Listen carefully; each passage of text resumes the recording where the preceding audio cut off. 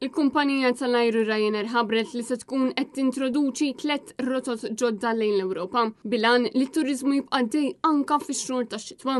Ir-rotot il-ġodda huma Ruma, Pariġi u Katowice. 3 bliet li huma ferm maħbubin mal-Maltin kif spjegalna il-kap eżekuttiv ta' Ryanair Michael O'Leary. And why those?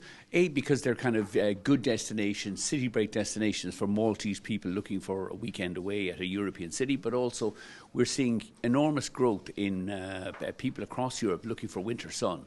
And Malta is shooting up the table of popularity for winter sun tourism, competing with the likes of the Canaries, Morocco.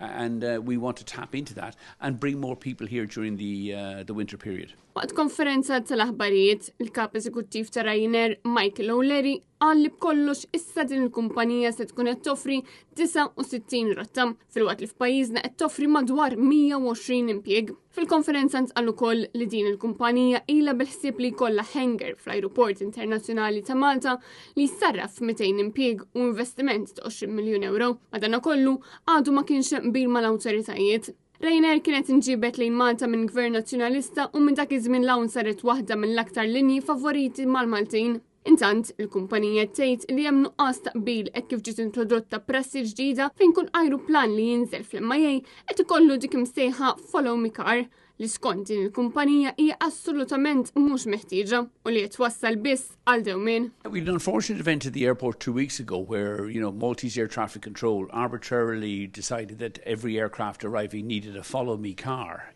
It isn't necessary here in Malta.